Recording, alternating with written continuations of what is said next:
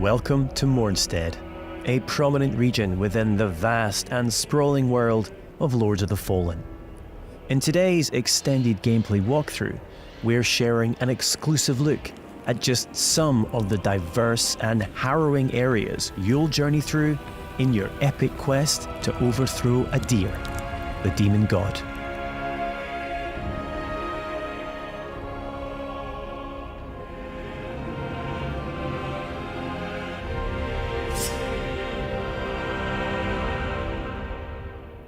This is Skyrest Bridge.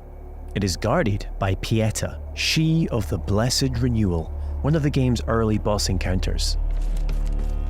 We must triumph against her in order to proceed with our holy charge, to restore radiance to the 6 beacons of the Sentinels, and thwart Adyr's uprising.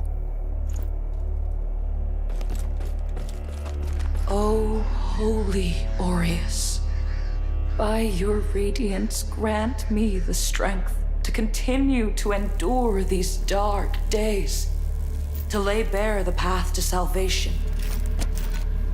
And yet you now appear before me, a stranger, a betrayal made flesh, and one I cannot brook.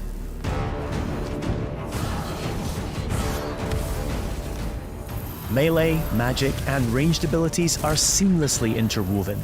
Alongside standard attacks, you can choose between catalysts, bows, crossbows, or throwables, mapping up to 4 additional magic or range skills to your controller for immediate access. This rapidly speeds up combat and reduces the need to swap between options. As with many of the imposing bosses you'll encounter, Pieta has 2 very distinct stages.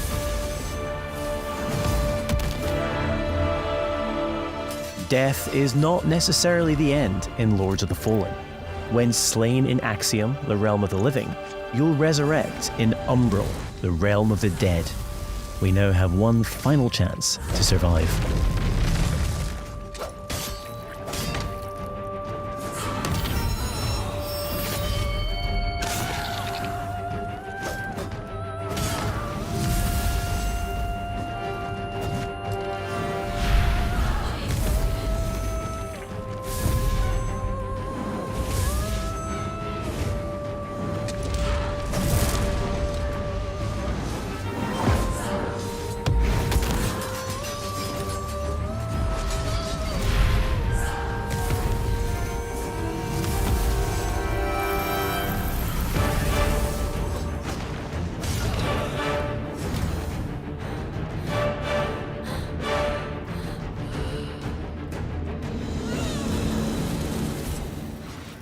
Though few and far between, these flowers denote special patches of ground upon which we can spawn a resting point, known as a vestige seedling. These come at a significant resource cost, however, and we can only spawn 1 at a time. The realms of Axiom and Umbral exist in parallel. Each world features its own unique pathways, enemies, characters, and, of course, treasures. We can now use this crafted vestige to return to Axiom.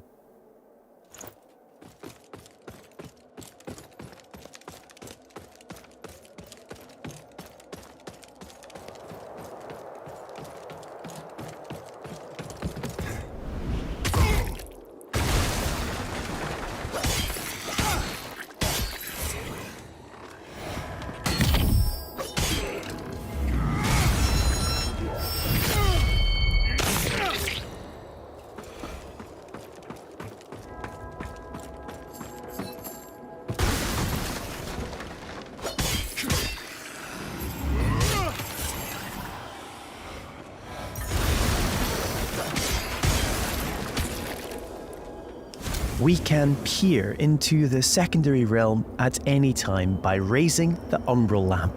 Though be advised, this also renders you vulnerable to its inhabitants.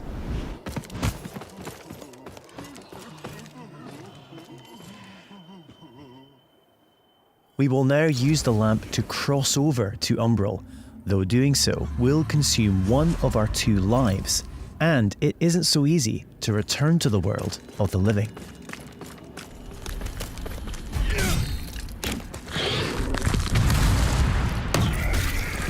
Many enemies require a different approach to combat.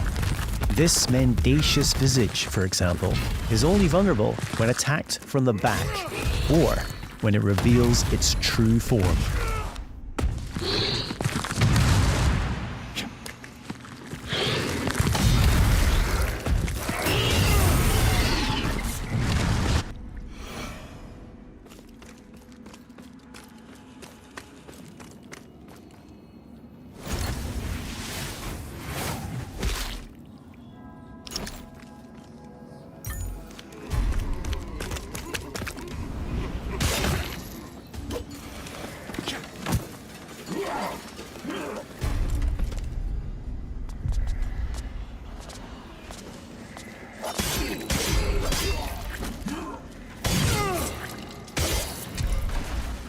You'll also come across permanent vestiges on your travels. As well as using these to return to Axiom, you can also level up your stats at these locations.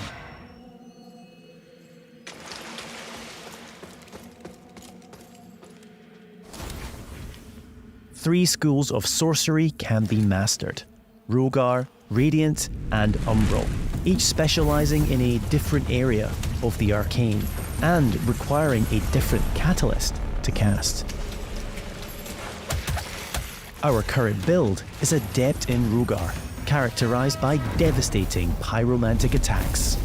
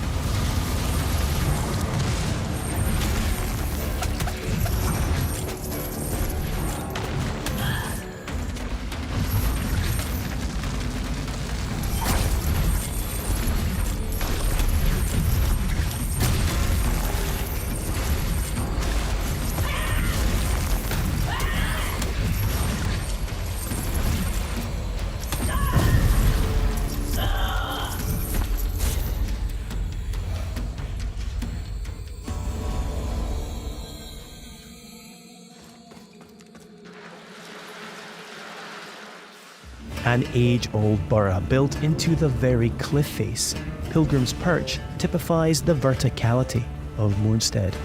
There are myriad pathways stretching both above and below, with hidden areas, treasures, and NPCs all awaiting discovery.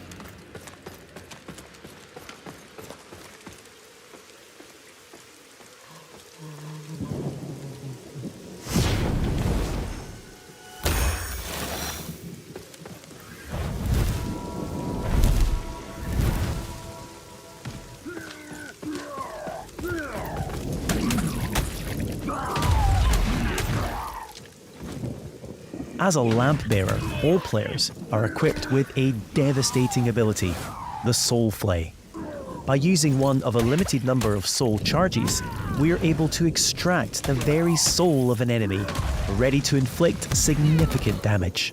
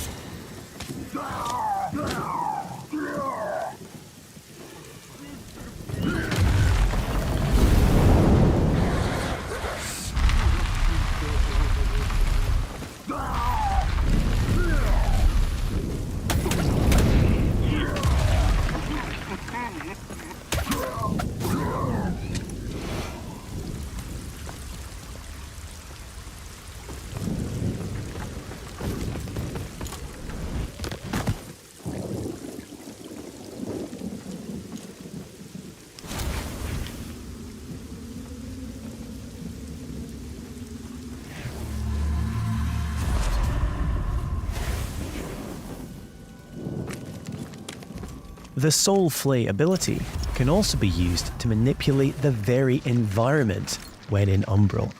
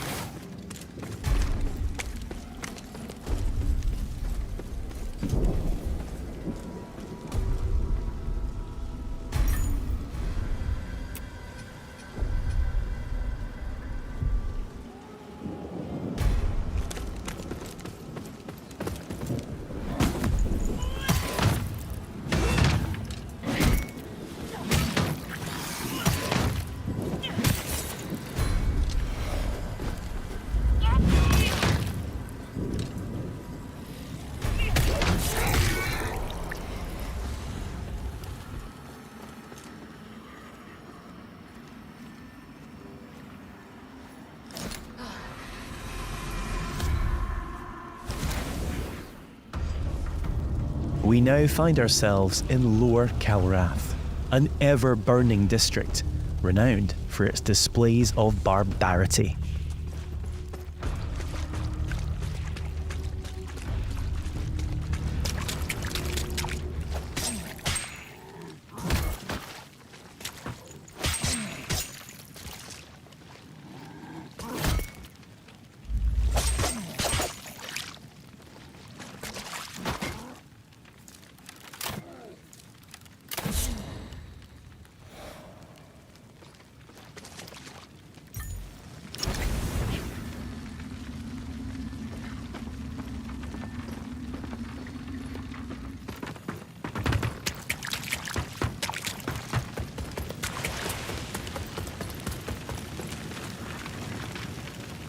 We're now going to invite a second player to join us on our journey.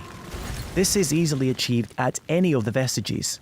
You can choose to fight alongside a friend or a randomly selected player. Either way, your co-op companion will remain at your side for as long as you or they choose. As a Radiant Sorcerer, our ally is able to buff either character with various enhancements.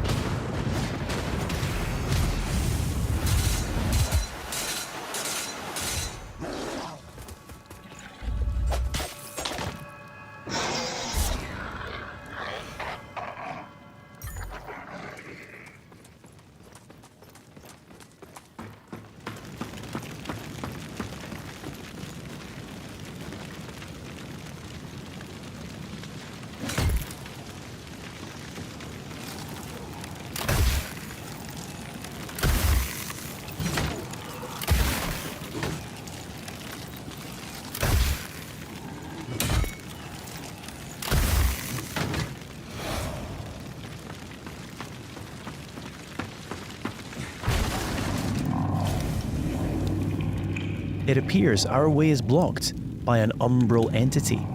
We will need to track its tendrils in order to locate and expel the source of its power.